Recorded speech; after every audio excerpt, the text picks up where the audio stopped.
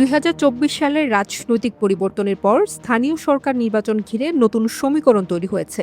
এবার সরকার নির্বাচনে জোটে থাকলেও সিটি কর্পোরেশন নির্বাচনে এককভাবে মাঠে নামার প্রস্তুতি নিচ্ছে বাংলাদেশ জামায়াতে ইসলামী। দলটি ইতিমধ্যেই ১২টি সিটির জন্য সম্ভাব্য মেয়র প্রার্থী চূড়ান্ত করেছে বলে জানা গেছে। বিশেষভাবে গুরুত্ব দেওয়া হয়েছে তরুণ নেতৃত্বকে।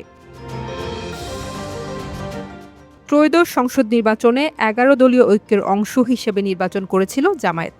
সেই জোটে ছিল জাতীয় নাগরিক পার্টি সহ কয়েকটি ইসলামী দল। তবে স্থানীয় সরকার নির্বাচনে, বিশেষ করে সিটি কর্পোরেশনে নিজেদের শক্তি যাচাই করতে চায় জামায়াত। দলটির নেতারা বলছেন, অতীতে বিএনপির সঙ্গে জোটে থেকেও আলাদা নির্বাচন করে বেশি সফলতা পেয়েছিল তারা। সেই অভিজ্ঞতাই এবার একক পথে হাঁটার বড় কারণ। জামায়াত সূত্র জানায়, 4টি সিটিতে ইতিমধ্যেই প্রার্থীদের নির্বাচনের প্রস্তুতি শুরু করতে বলা হয়েছে।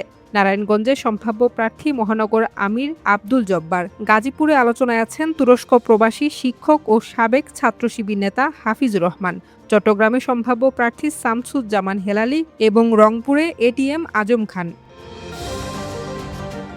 ঢাকার 2 সিটিতেও চলছে জোর আলোচনা। উত্তর সিটিতে মহানগর উত্তরের আমির সেলিম উদ্দিন এবং দক্ষিণে সাদিক কায়েমের নাম সামনে এসেছে। তবে সাদিক কায়েমকে ঘিরে সামাজিক যোগাযোগ মাধ্যমে সমালোচনাও তৈরি হয়েছে।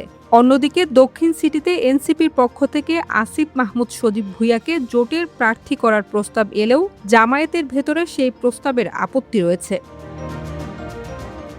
জামায়াত এখন শুধু সিটি কর্পোরেশন নয়, জেলা, উপজেলা, পৌরসভা ও ইউনিয়ন পরিষদ নির্বাচন নিয়েও ব্যাপক প্রস্তুতি নিচ্ছে। দলটি সারা দেশকে 14টি সাংগঠনিক অঞ্চলে ভাগ করে সম্ভাব্য প্রার্থী যাচাই করছে। তাদের দাবি, দেশের অর্ধেকের বেশি এলাকায় ইতিমধ্যেই দলীয় প্রার্থী চূড়ান্ত। এদিকে এনসিপিও এককভাবে নির্বাচনের প্রস্তুতি চালিয়ে যাচ্ছে। ঢাকার 2 সিটি সহ কয়েকটি জায়গায় সম্ভাব্য প্রার্থীর নাম ঘোষণা করেছে দলটি।